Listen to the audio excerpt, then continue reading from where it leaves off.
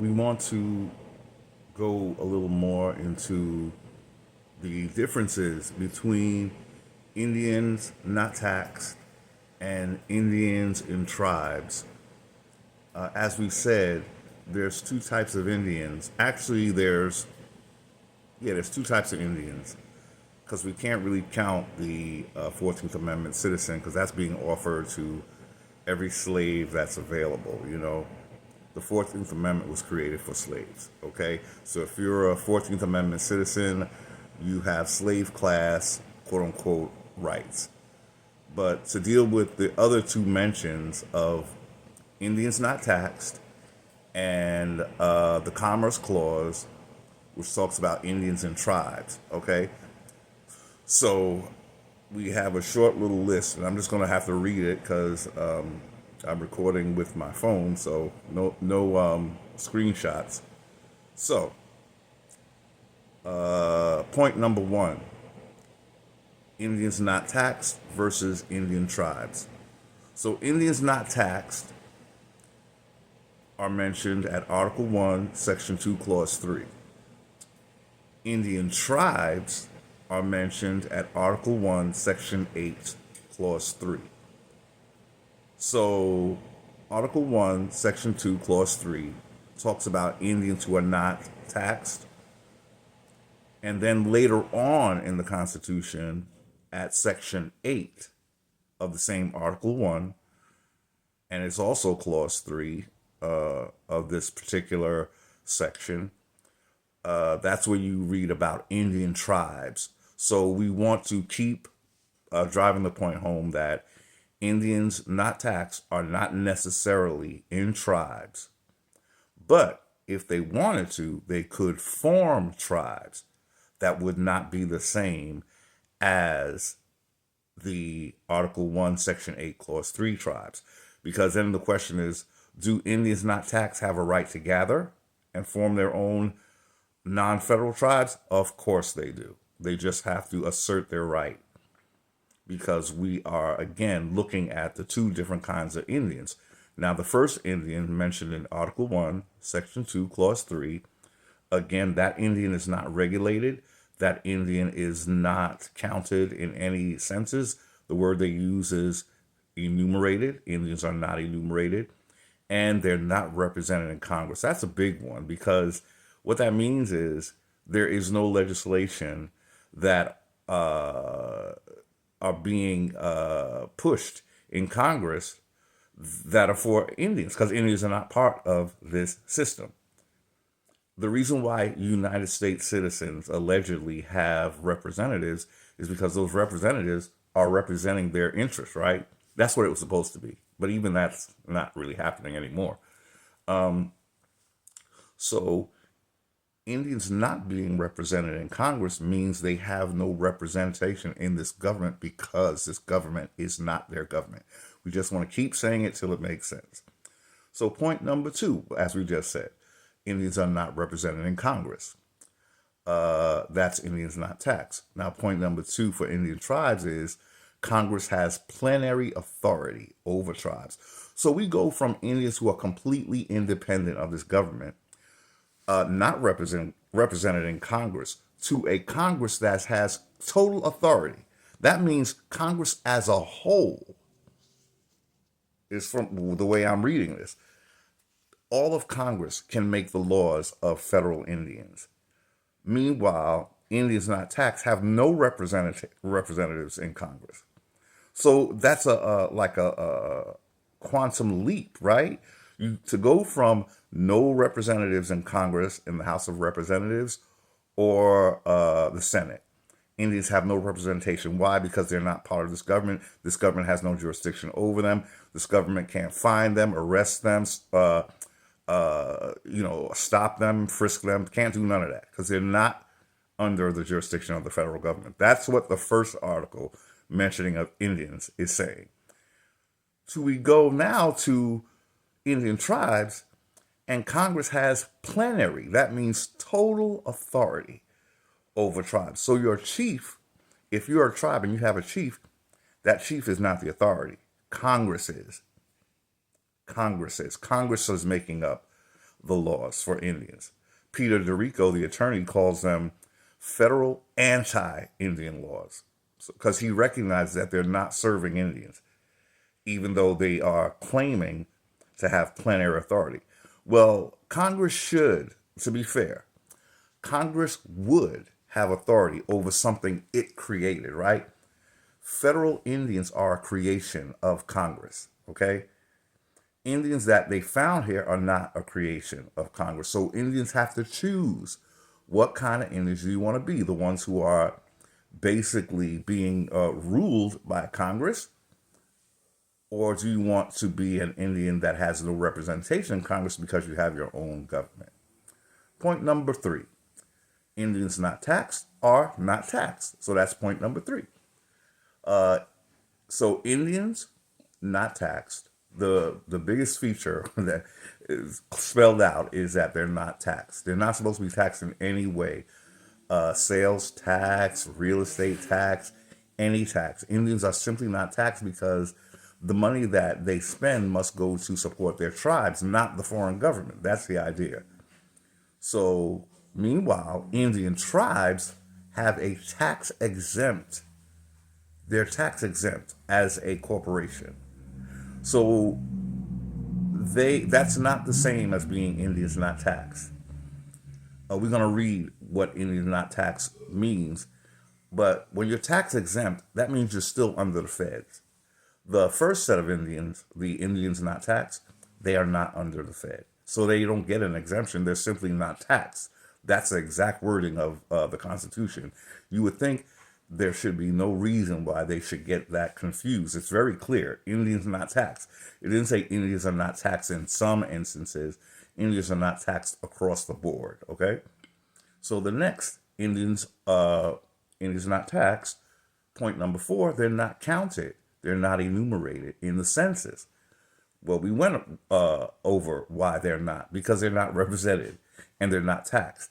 So the reason why you have to be counted in the census is because the government has to decide how taxes will be spread out among the citizens of that state. And also, they have to decide through the census how much representation you're going to have in Congress, right? So that's Indians not taxed. They're not counted in the census. Indian tribes, on the other hand, well, the government is aware of how many tribe members there are. They know them by name because the tribe is going to keep these records that when the government wants to see them, they just have to turn them over because what? Congress, as we said at point number 2, Congress has plenary authority over Indian tribes, okay? It's not possible for Congress to have that kind of authority over Indians not taxed because what would that be? That's like a dictatorship. If we don't have representatives in Congress, how is Congress going to have plenary authority over Indians not taxed, right? So there are 2 different types of Indians mentioned in the Constitution. We can't be both, and we should be one. The first one that's mentioned is what we should be. The next point is, as we always say, point number 5, government has no jurisdiction. Well, we just keep saying that. There wouldn't be any Indians rotting in prison right now if they stood in their proper standing on the land, their birthright, as American Indians not taxed. But point 5 for Indian tribes is the government grabs jurisdiction in the guise of regulating commerce. So Article 1, Section 8, Clause 3 talks about Congress having the authority to regulate commerce. As we said in the last video, what kind of commerce is happening? Is there any exchange between states and Indian tribes that we know of? No. The corporations are dominating. Everybody's buying from the corporations. Indians are not producing anything. No one, to the best of my knowledge, are producing anything. We're just all working, right? For people who are basically the slave masters of their corporation that they created, right? So the whole thing, the corporate model is basically a slave master model, basically, right? So Indians are not involved in commerce. They're just working for someone else who is. That's what's usually happening. And again, Indians are not producing anything. They don't control their crops anymore. No. If they do, it's just before that particular tribe. They're not selling their goods to the states, and the states are probably undercutting them by, again, dealing with only with corporations that are run by what? The government. All corporations are run by the government, right? Yes, they're regulated by the government. Indians would not have to be regulated if we stood up and took our birthright. We wouldn't be regulated because apparently that regulation, what they're not saying is, again, they're only dealing with federally recognized tribes. What's happening to all the other tribes? They're just, again, they're not really seen as tribes. But there is no lawful reason why Indians, especially Indians who have been misclassified, those are the Indians that are owed because they were genocided by being called black, Negro, or colored. So they are owed some form of reparation. I suggest that the reparation should be a form of endless credit because, the government always cries and moans about not having enough money to pay all these Negroes, right? What they call us Negroes, but we're not Negroes, we're Indians, right? So don't make me pay for anything. If you don't have money for me, I don't have any for you, right? So again, you still owe me though. I really don't want your money anyway because basically you control that money. Again, we talked about interest rates and all of that. So what we really, when you really think about it, the most logical thing would be for Indians to just sort of be like what the foreigners had, a card that just once you use it up, it just magically replenishes your funds and you go out and do your shopping for what you need, whatever, buy your house, buy your car. It's all going to be prepaid. That's what the state nationals were looking for. They were looking to create a prepaid card for all their expenses. If foreigners could even think about getting something like that, well, Indians deserve it. We're the ones who were misclassified, right? Black, Negro, colored, and finally African American. That's called a paper genocide. So that was point number 5. Indians not taxed. Point number 5, government has no jurisdiction. Indian tribes, government grabs jurisdiction in the guise of regulating commerce. Point number 6, Indians not taxed make their own laws. In fact, the Indians' laws would be law of the land, which means that would be the law that we all would be going by. If Indians stood up and took their birthright back, they would make law of the land, and it wouldn't be commerce based. We would, and I think what we would want to do is really control the immigration laws. Who's coming into our country? That's one of the things that Indians would have to make that call. How is the land being used? Indians would have to make that call. Are Indians being compensated for the use of that land? And again, Indians don't sell land. We would rent or lease. That's it. There's no selling of your land because you're here. And then after you've gone, your children are going to need your land. You can't sell your land to foreigners. It's sort of like a moronic idea that anyone can sell land to foreigners, because where are you going to go after you finish selling off all your land? Then they're going to be looking for you to leave, right? So no, you don't. Indians don't sell land. You lease it, you rent it. But because Indians have been genocided, they would not be selling their land. That would be just in perpetuity. It would be the smartest thing. We are very familiar with genocide protocols, so no, we couldn't sell the land. We just have to get paid for compensated. I don't want to give the impression that Indians want this fiat money. We would charge whatever we require, whatever we want. It doesn't have to be fiat. It could be anything. It could you make the calls. It's your land. You decide what you want. Okay. So that's point number 6. Point number 7, Indians not taxed are sovereigns. Sovereign is not a bad word. It's only a bad word when you have a de facto corporation looking to create corporate debt slaves. So they don't like the word sovereign because then they know you're thinking of your rights, especially as an American Indian. Whereas Indian tribes, they're not sovereign. They're seen as domestic dependent.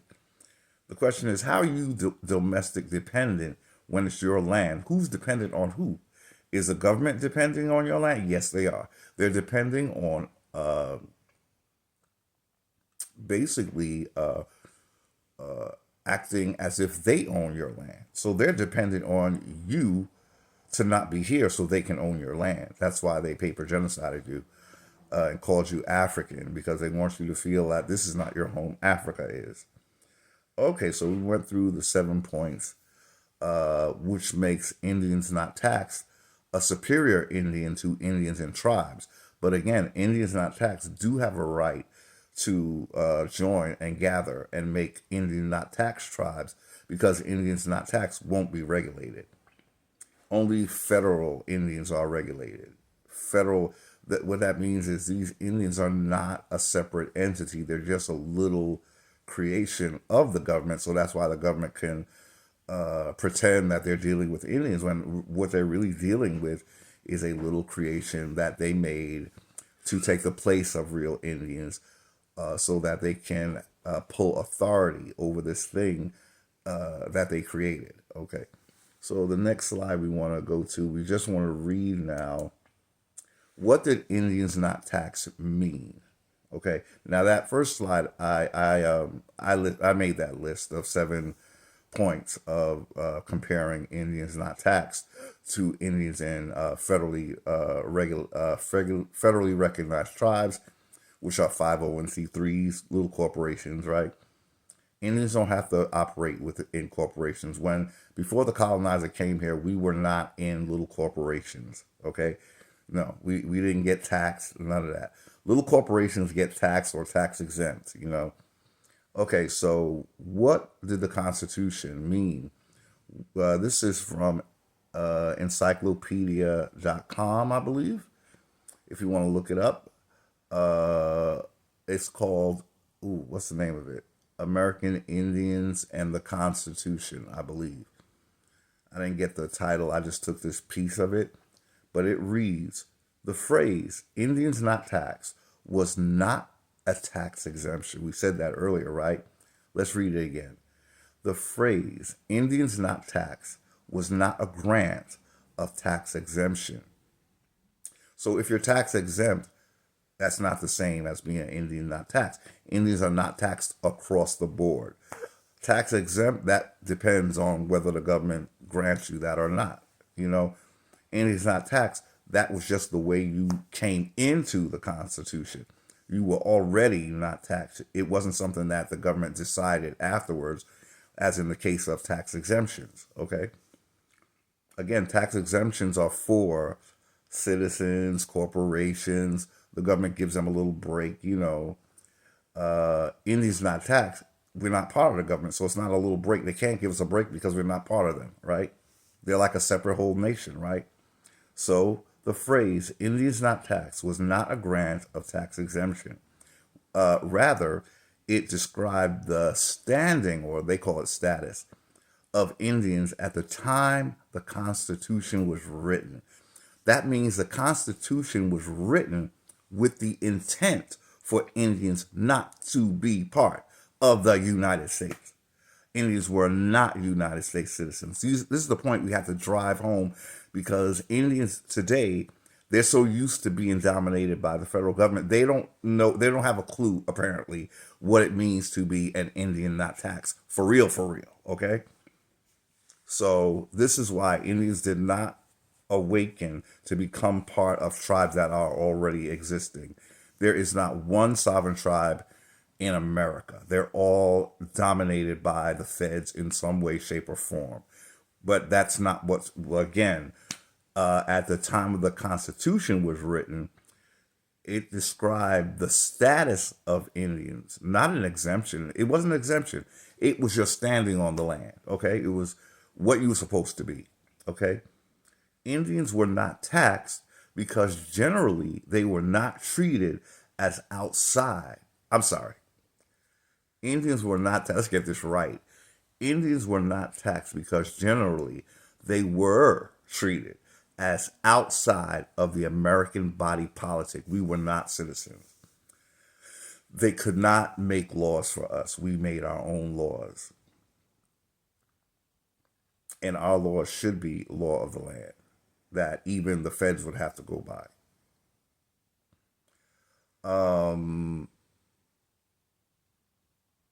Because at the end of the day, the states are sitting on our ancestral land. That means we had to move out the way so that a state could plop itself on our land.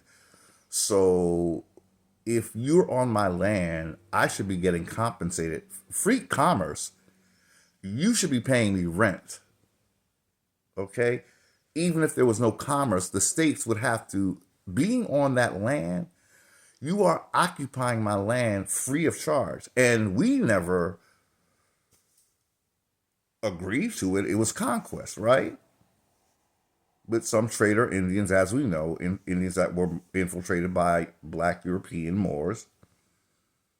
But again, the doctrine of discovery has been repudiated. So any kind of occupation now is not founded. It has no foundation legally. Yes, the papal bulls were the groundwork for building a system like this one is right now, where Indians can be like they don't exist. Again, the Pope has repudiated that kind of activity, but Indians have to stand up and claim that that is their, that repudiation is for them to reclaim their lands. Okay?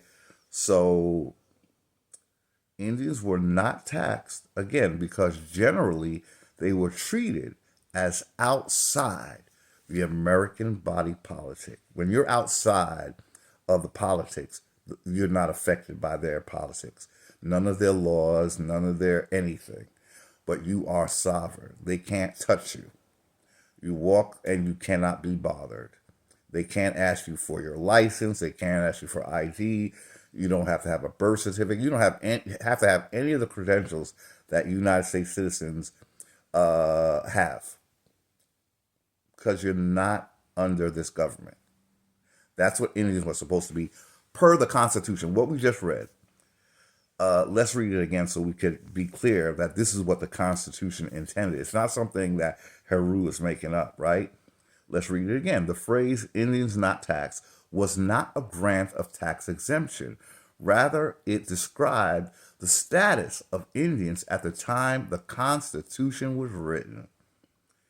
Indians not taxed is Article 1, Section 2, Clause 3. So it's in the Constitution that we are not part of this system. This is not some rebellion against the government. It's telling the government, look, you mixed me up with Black Europeans and Mongolian, Siberian Indians, and you misclassified me. You didn't touch those other Indians, but me, you misclassified as Negro colored Black, so that I can be confused with Black Europeans. The Constitution said you weren't supposed to do that. So you shouldn't be regulating our tribes unless we're both regulating commerce as two sovereigns. The Commerce Clause that we just, compared to the Indian Not Tax Clause, it is in direct opposition of the whole point of Indians being a separate nation. Because if one nation is doing all the regulating, that means they're making laws that they shouldn't be making for Indians. Because when they say regulations, they talk about regulations, codes and regulations. But you're not supposed to make regulations for Indians. So how can you be the only one regulating commerce? It doesn't make sense, y'all. That Constitution was written with an air of conquest written into it. At that point of the Commerce Clause, that was conquest being written into the Constitution. Okay? So, Indians not taxed was not a tax exemption. It was the way you're supposed to be all day, every day, all your life in this country as Indians. It wasn't something that the government gave you. It was your standing to be not taxed. It described the status of Indians at the time the Constitution was written. Well, the Constitution was written for all times. It's not a one-time type of document. Okay? So what he's saying is that's what was intended at the time, and it should still be that exact way right now. Indians were not taxed because, again, we're going to read this again. Generally, they were treated as outside the American body politic. We were outside of the jurisdiction of this government. Free. We were free to walk as freely as we wanted to. Okay? They were not United States citizens, nor should we be United States citizens right now. That's for foreigners. Foreigners have to be citizens of some kind. Indians don't have to be. Why? Because they were here before the government got here. This is their land. And they were misclassified black. So if you're called black, you're an Indian.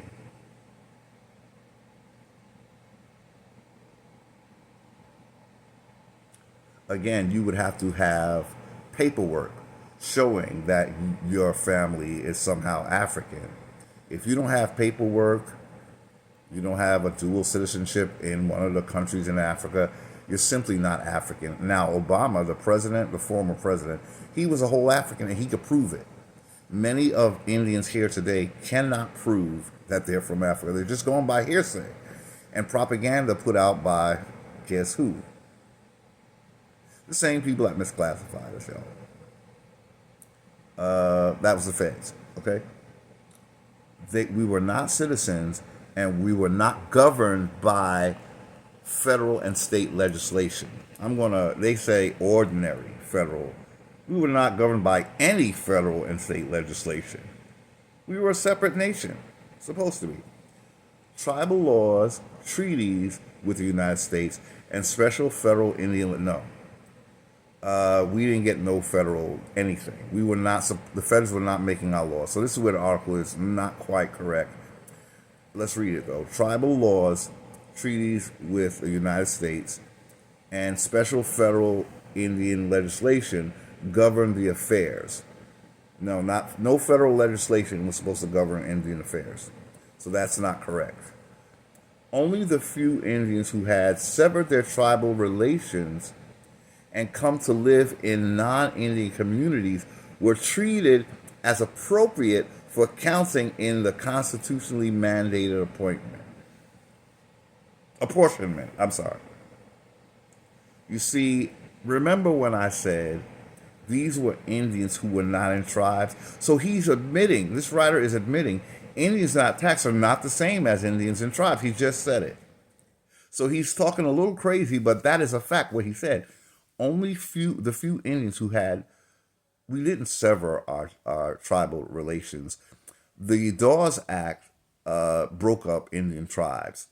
If anything, we were coerced to do that. There was no reason really to leave your tribe unless you were being squeezed out of commerce by the feds. To me, they made it where Indians thought it would be better to be citizens, but they were also pushing. Indians were basically under some sort of duress to feel like, your tribe, they're being surrounded by United States. So you're standing there, you're not part of a tribe. The feds are just waiting for you to fall into the trap of being a United States citizen so they can abuse us like they always have and call us black. Even if I was an Indian that decided to be part of a state, why would I have to be called black? Why couldn't I retain Indian? Because the Constitution, this government knows Indians are not supposed to be in this government. So they have to reclassify you for you to be part of this wretched system. So, in other words, when you join a state, you can't be an Indian no more. That's what he's saying right here. Only the few Indians who had severed their tribal relations and come to live in non-Indian communities were treated as appropriate for counting, in other words, in the census. So what they're trying to say is, if you were an Indian, not taxed, You were standing there alone in a state, and they kind of expected you to just join that state. You never had to. You could have still been an Indian, not taxed. But it's interesting what he's saying here. We didn't, even if we severed our tribal relations, like he's saying, we still could maintain our Indian, not taxed status. But I do see they really, you were being compelled to join the state. That's what it was. And this government was very well aware that once you didn't have your tribe, you were basically a sitting duck waiting to be snatched up by the feds when they shouldn't have. They should have never misclassified you, even if you did leave your tribe. It didn't make you not be an Indian anymore, but this system treated you like your identity was a glove. Oh, if you're in a state, you're not an Indian. What? That's genocide, y'all. When the state or the feds are trying not to recognize you as an Indian, that means they're genociding you. They want you to take on the identity of a Black European or an African slave. So we just want to read this and get a little more clarity. Again, this article, the full article can be found at encyclopedia.com. When you go further into this article, they lay it out and they say what got Indians to not be taxed anymore was the 14th Amendment. But again, the 14th Amendment was for emancipated slaves. What does that have to do with Indians being conquered? We were not brought here as slaves. This was our land. And that's who it has to go back to. The land has to go back to Indians. So this is our message for now. Thank you for watching. Until next time.